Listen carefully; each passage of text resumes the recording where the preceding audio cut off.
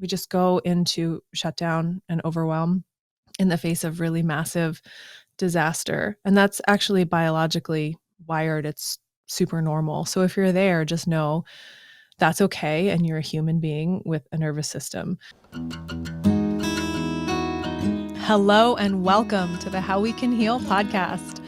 My name is Lisa Danilchuk, and I created this podcast to share deep conversations about how we can heal from life's toughest circumstances. This one's hard. We've just wrapped up episode 12 and finished the first season of the How We Can Heal podcast, and I'm super excited and grateful for all of the guests and celebrating that. And the very day that episode 12 was released was the same day, 2 days ago from the time I'm recording this, of the school shooting in Uvalde, Texas. And so my producer, Christine O'Donnell, reached out. She used to work as a news anchor and would respond to these types of crises and be in the trauma, right?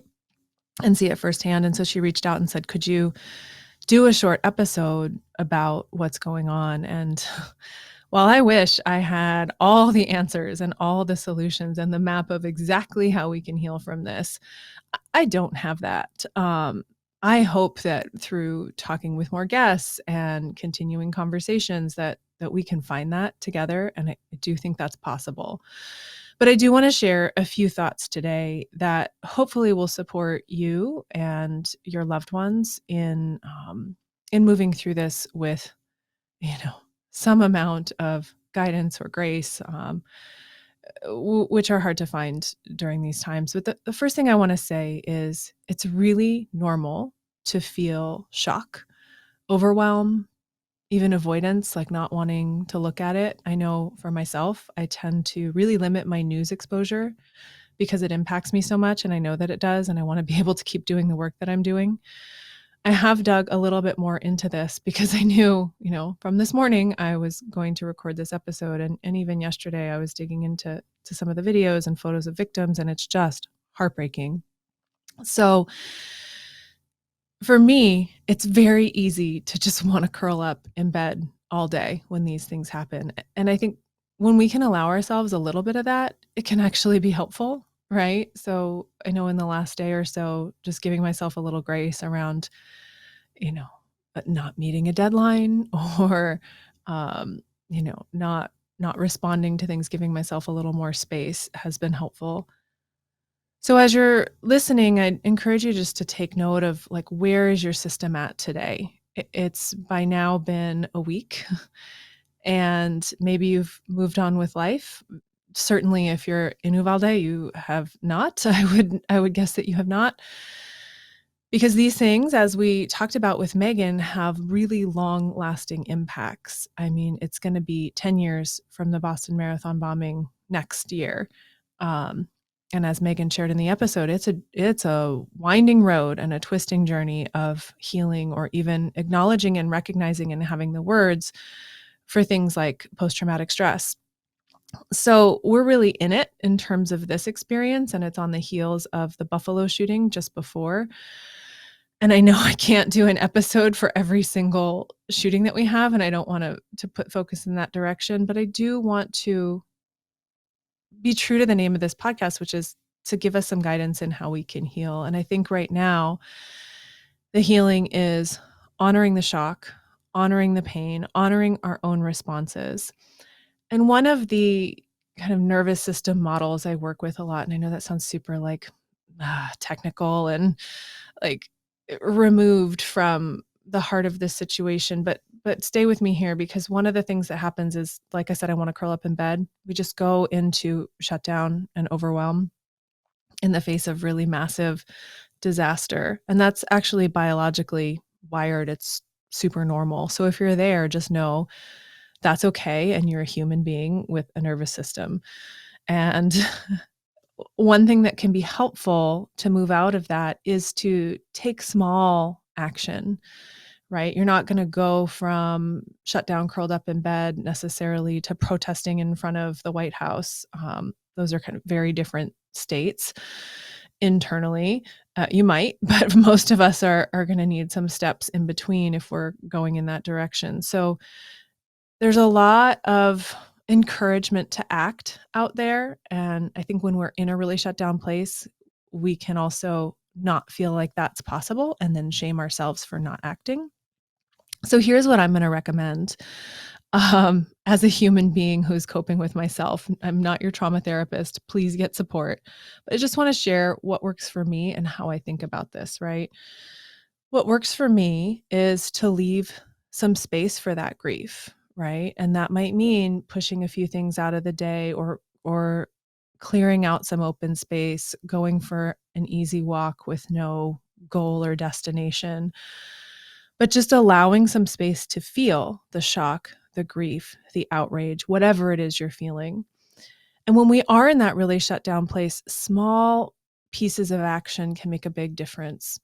And I'll offer kind of two avenues for that action. One is to act in direct response to what's happened, and I've seen a lot of this on social media, to donate. Amanda Gorman wrote an incredible poem, right? Maybe you're an artist and you want to share your words.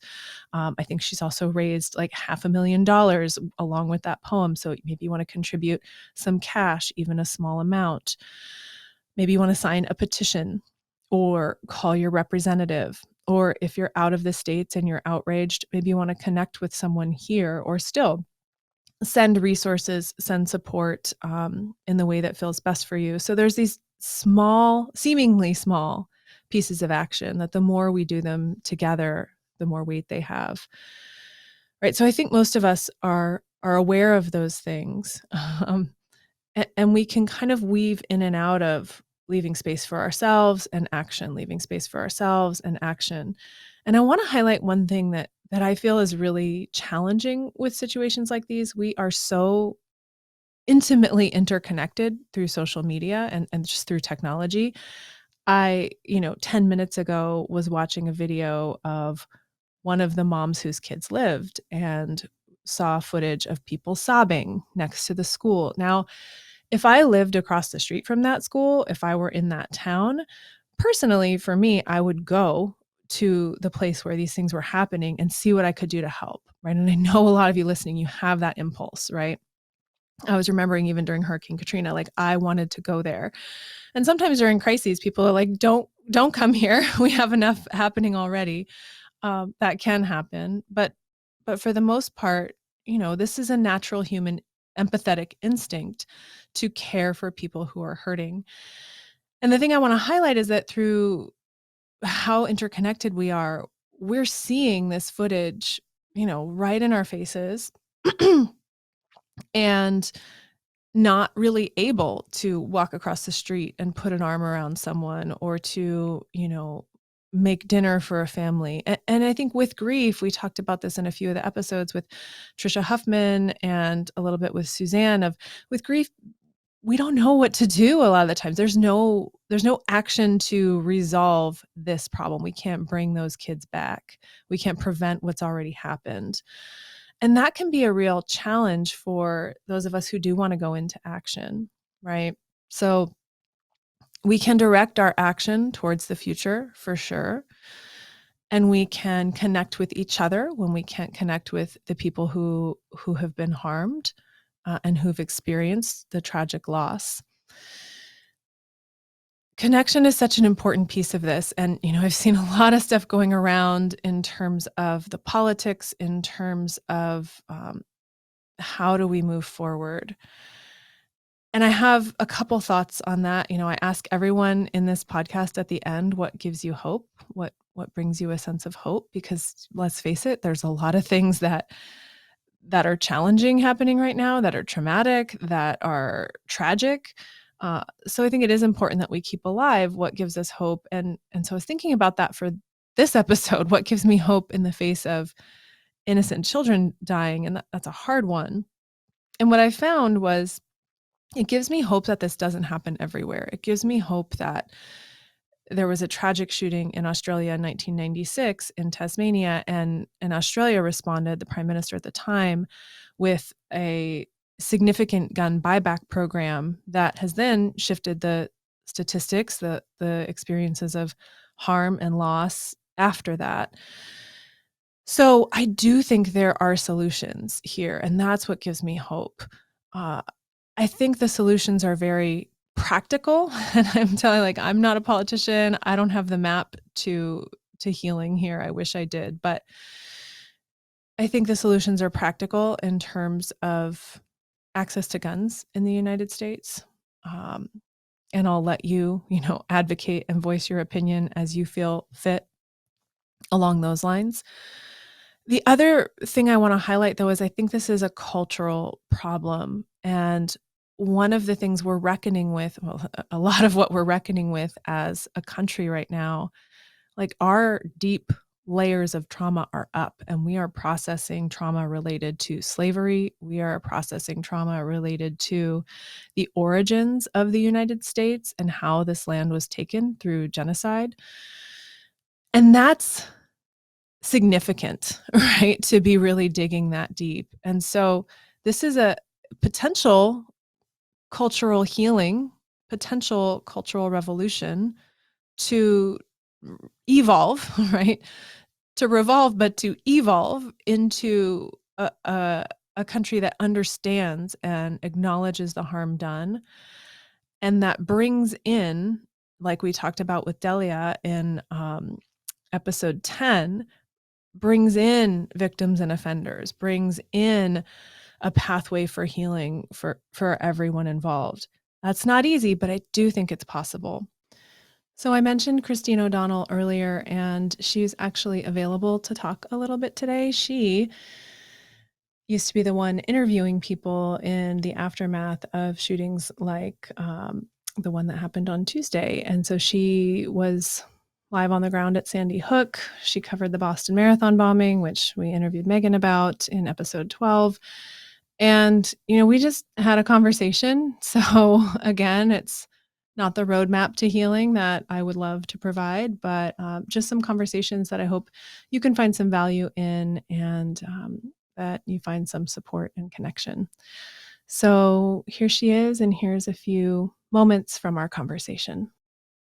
Since I've gotten out of news, my compartmentalization has been broken down and I feel things much quicker than I used to because it just used to be a part of my daily life. Yeah. Um, but I think what I have come back to is just this 10 years later, almost 10 years later, it feels like we've made no progress and Mhm. it just and when you send your kids to school, Yeah. you expect them to learn, you expect them to, have fun, maybe they have, a little social anxiety like I did, but, that should be your biggest concern, or, getting an A on a math test, not, Yep. some kid, another child coming Yeah. into school and just, I don't know, taking his pain out on everyone. So I'm trying to think, what questions can I ask you that might,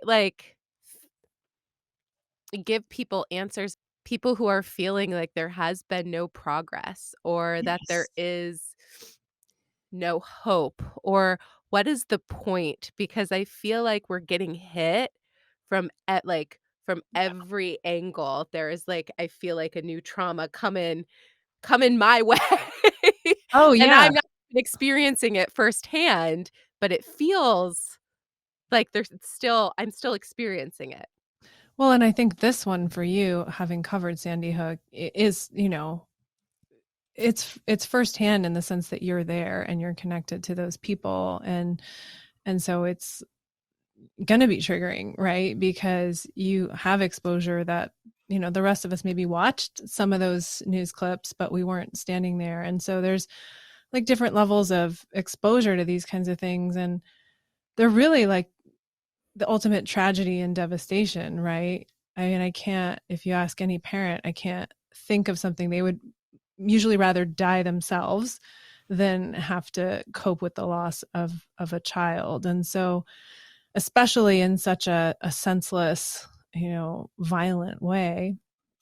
And so I think that's where, I get speechless because, yeah, I've spent my life, studying trauma and trauma recovery. But I think what I landed on and what I feel really strongly is really important is that right now that this has already happened, we need to be there for those families. Like, well, how can I be there? Right. Like, they don't know me. I'm in California, they're in Texas, but like, we can show up, and when we are further away and we're not as rocked, we are rocked, but when we're not as rocked, we can, do the things of like contributing, voting, calling representatives, doing those things. And I said this before, but like, the thing that gives me the most hope is like, this isn't an everywhere problem. this is There's stuff going on in the US that is uniquely leading to this. I think access to guns for sure, and that's something we can get really, you know we can advocate for sure, and we can vote, and we can bring to the top of the table. But there's also just the cultural stuff of like you said, we're dealing with a lot of trauma right now, and we're trying to resolve a lot of really deep intergenerational trauma right now. How effectively, I don't know. Time will tell.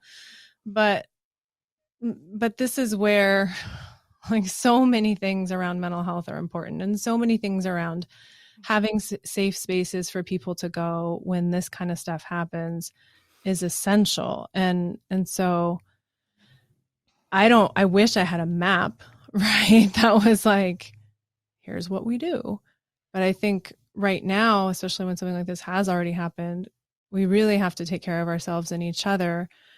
And this might be the hard part, like keep talking to each other, even people who are like, well, I think we should have guns and I think we shouldn't have, like, rather than just shutting down and walking away, like we need to keep trying to build some of those bridges when and where we can, because as a democracy, like the only way it's going to change is if enough of us understand what's at stake and the level of impact. And I also think if enough of us let us feel like what you're saying, we're not compartmentalizing, we're actually feeling how fucking sad this is.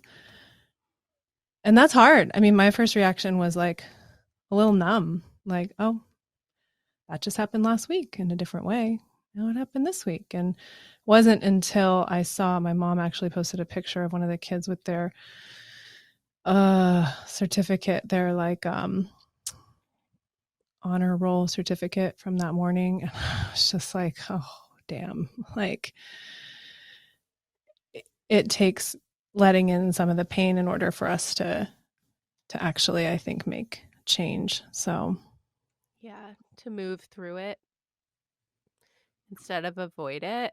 yes. Except for avoiding is important sometimes. Except for like moving, I think for those of us, especially if we're triggered or overwhelmed, like I saw this thing on Facebook the other day. My friend posted, it was like a cartoon, and it was like this really like tense face that was like, the world is all suffering and everywhere I look. And then it turns, and then there's like a bunch of, I think they were lilacs, and it's like, ooh, lilacs. The whole face changes. And it was like a little funny sort of comic relief moment, if you can have those at this point. But that's almost like, to me as a nerdy trauma therapist, I see that and I think, yeah, that's pendulation. That's like moving back and forth between this awful stuff is happening and it makes me sad, and I am going to cry when I look at the picture of the little girl who was 10 and just got an honor roll certificate and then got shot down in her classroom hours later. Like, I am going to cry about that. But I'm also going to look to my immediate environment and connect with what's beautiful, with what is here. In the second episode of the podcast, Chris talks about, and I think Suzanne talked about this too, of just like when we see end of life, and maybe even more so when it's senseless in this way, like we really value all the moments and all the things we do have. So I think we can do that, and we can kind of dance in and out of it rather than getting stuck in it, and rather than avoiding it. That's the only way we're going to keep like feeling moving forward. Otherwise we just get more and more numb, and nothing means anything anymore, right? You don't even enjoy your favorite cup of coffee because you're just kind of gone. Yeah. I find myself worrying Um, because I feel like each time this happens, there's, like, this overwhelming sadness, but then it's like, "And now it got political."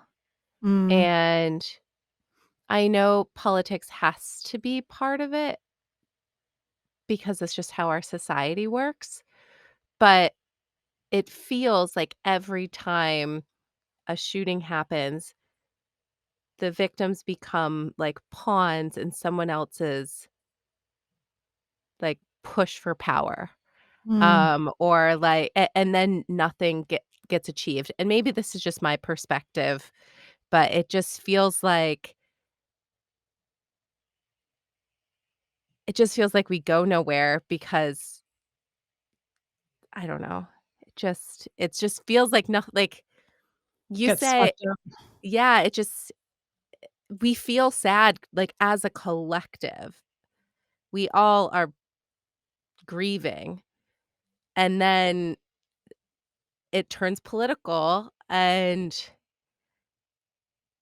nothing gets done because this side says this one thing, and this one says this one thing, and everyone feels sad, but nothing gets accomplished, Mm. and there's still, like Yeah, and that stuck and I wish it system. wasn't yeah, I don't know.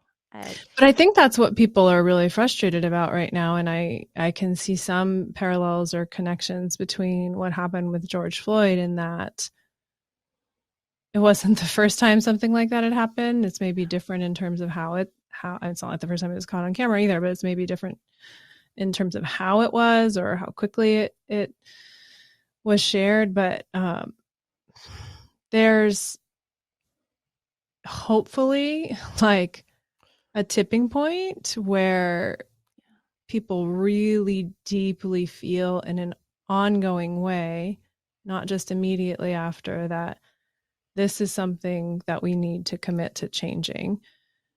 And there's so many issues like that right now, too, that really need a deep overhaul. And it takes so much for things to actually change. But I do think there's power in that collective yeah, sadness and uprising to demand and command change. And then yeah, that it is up in some ways to our elected leaders, but then we can also over time at least elect in, elect out, right? Like that's just the way the democracy works, and that's where it is political. Like immediately it's like, how do we organize and what are the rules? Where are the rules that keep the kids safe, right? Like yeah, where are those rules? And just like in any household, you would need like, don't walk across the street without holding my hand, or don't, play in parking lots while there's cars driving around, or whatever. These like basic rules, like it's kind of, we're at a pretty basic level here in terms of maintaining safety. But I said this before too, it does give me some hope that other places can figure that out. Gives me hope that we can, but what I get concerned about is just how disconnected from each other we've become. And this might be, social media, politics, things like that. But, the amount of times, and probably for good reason, everyone makes these decisions on their own where it's like, I don't talk to my uncle anymore because this, I don't talk to my family anymore because they believe this or that. And it's like, if we can maintain enough connection to talk to each other, maybe we can like live in a shared world. I think that's where it's at for me. And again, I don't want to be disrespectful to people who have had to cut out family, because sometimes you need to do that for your mental health and it's a very personal choice. But I think on the grander scale, when we just shut down and can't hear each other, then we're just living in different worlds. And when we cut off those connections, then there's no opportunity for perspective taking, or it takes away an opportunity for perspective taking. I think that's such a good takeaway, because I do feel we are polarized in a way we haven't been with Mm-hmm. the pandemic, and now like the shooting where it turns into like a mental health issue, gun rights, and then like a lot of people are also bringing up Roe v. Wade. Like they're so, it's just it seems to like just very polarizing, and instead of coming together, we're finding our people who believe what we believe, and we're just getting closer to them instead of finding a way to build the bridge that you had mentioned. And maybe And we're this. exhausted, like, we're freaking exhausted. I mean, really. So, asking for that energy is a really big ask.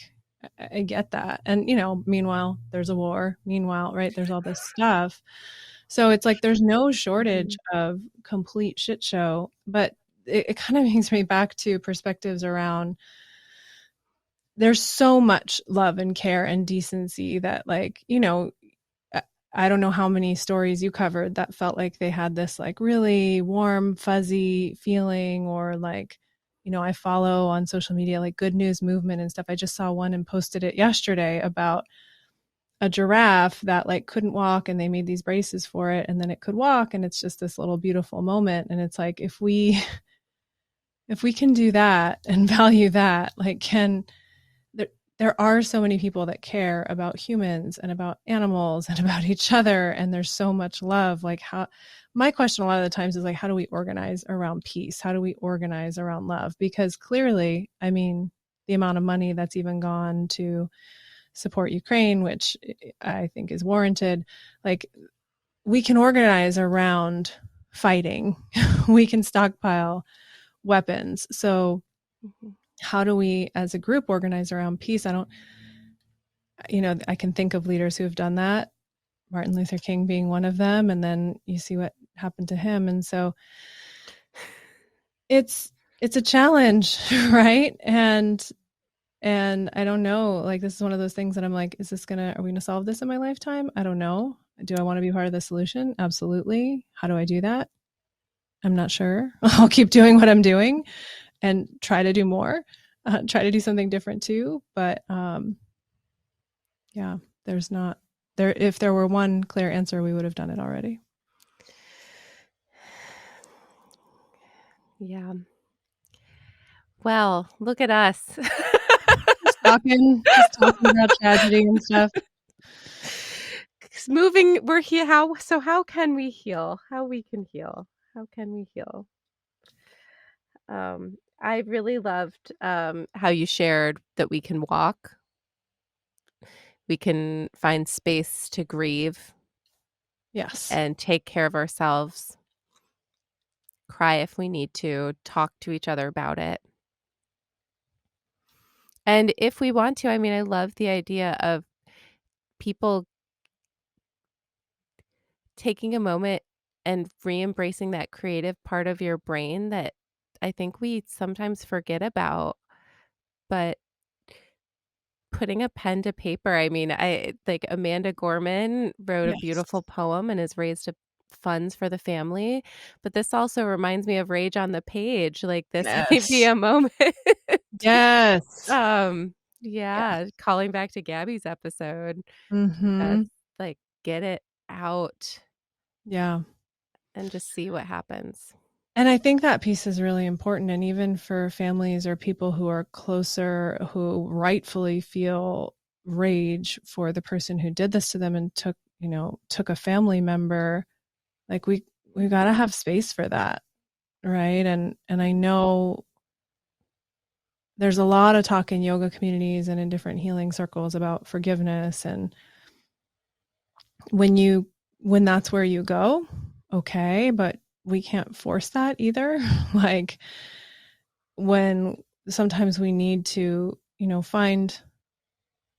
need to find appropriate ways for and places for anger to go, right? I mean, that's clear. Yeah. That's a clear takeaway from things like this. And the more we can funnel that into creativity, funnel that into conversation, into places where it can be healing, the better. And so I said this recently, I think it was in Megan's episode about the Boston Marathon bombing, about like metabolizing pain, right? And when we don't metabolize it, when we're not conscious of it, we often just sort of pass it off, like on to the next, on to the next, on to the next. And so I almost feel like with all the social and emotional learning that's increased in schools, some schools, and the efforts in that direction, it's like, how do we teach people? When do we teach them how to cope with pain, like sadness or being hurt or being, angry or being bullied? Even like, how do we teach people what to do with that?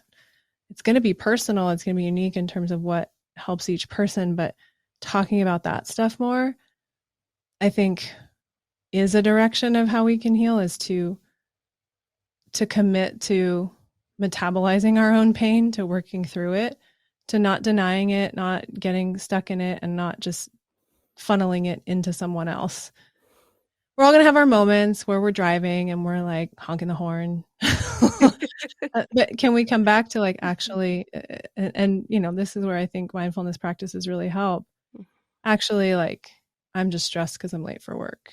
Actually, this isn't that big of a deal if I'm 5 minutes late. Actually, I'm upset with someone completely different, and this is the only space that I feel safe enough to scream and yell. Like, but that's where I think emotional processing has so much value. And that's not something that's, people are a little more open about therapy these days, but we've got some work to do in just learning how to cope with our big emotions, right?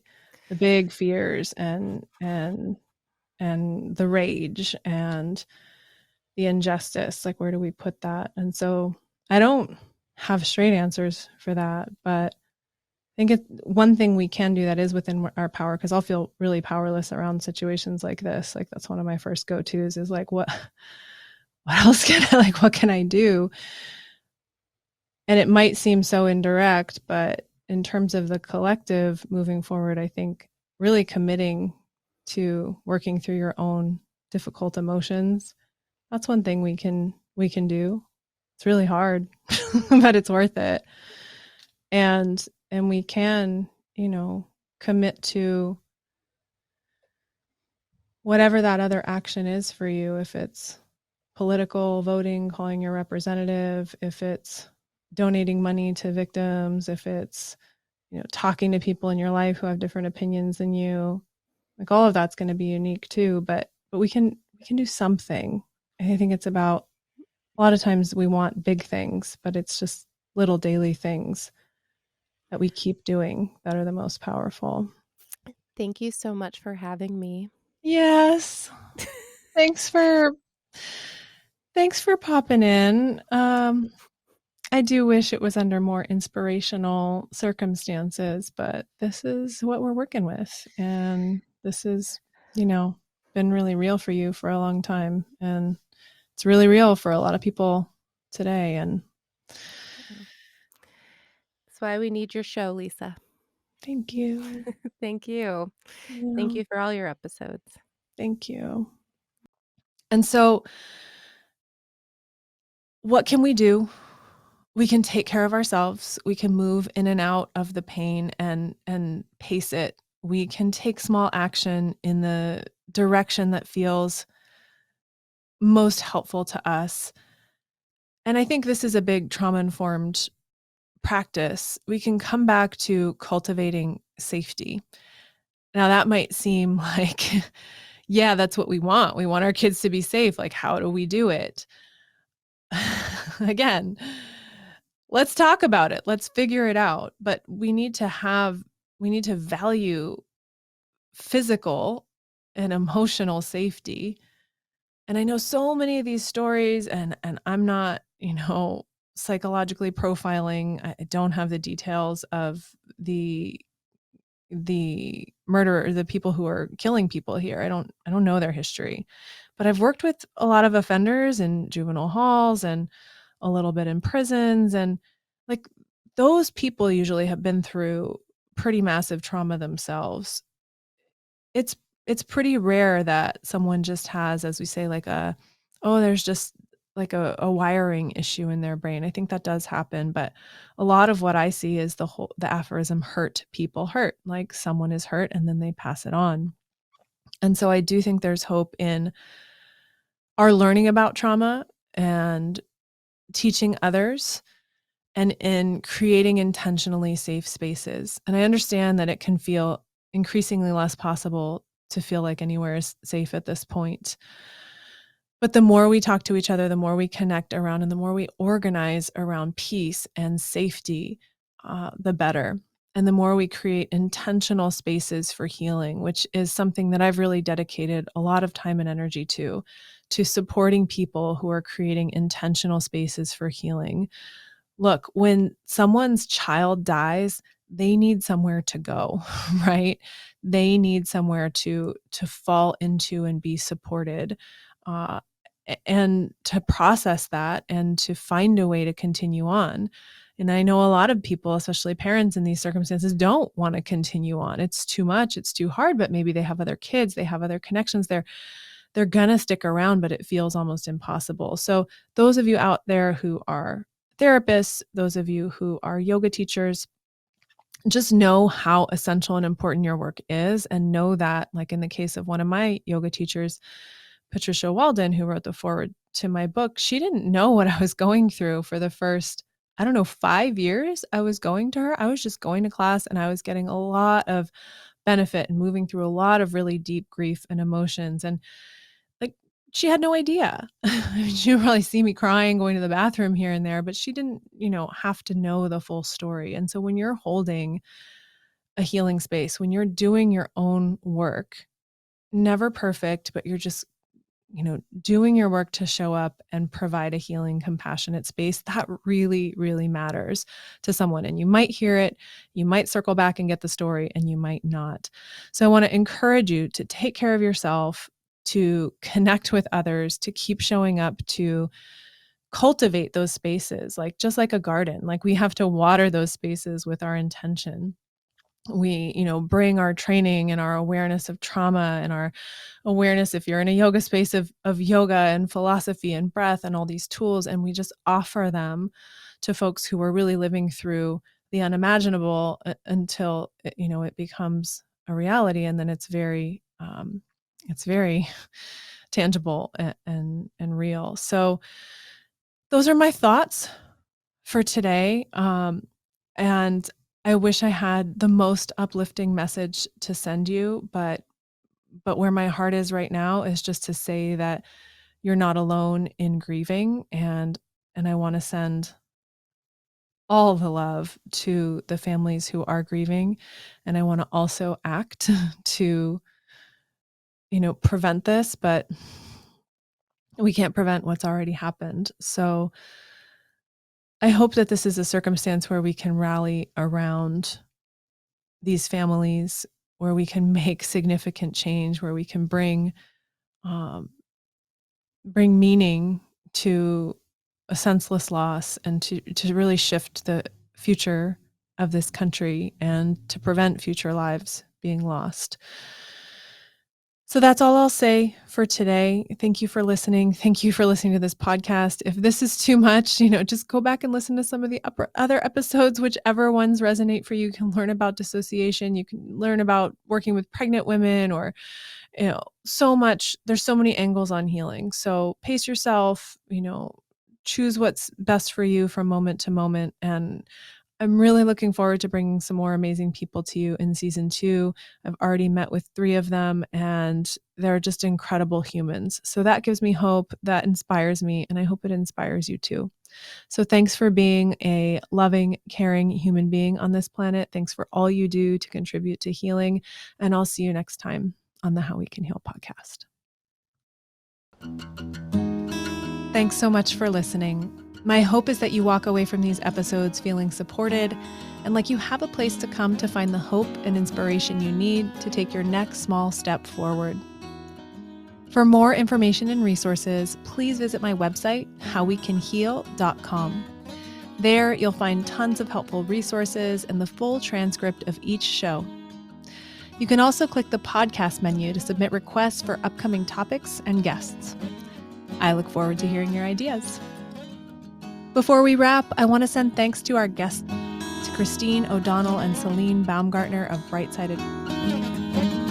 and to everyone who helped support this podcast directly and indirectly. Alex, thanks for taking the dogs out while I record. I'd also like to give a shout out to my brother Matt, who passed away in 2002. He wrote this music, and it makes my heart so happy to share it with you now. Thanks so much for listening and for all you do to bring love into this world we share. I do want to make sure it's clear that this podcast isn't offering any prescriptions. It's not advice or any kind of diagnosis. This is really meant to be an opportunity for you to learn from other human beings. And we encourage you to consult with any relevant healthcare professionals you might want to include in your healing journey. Let's get talking about how we can heal.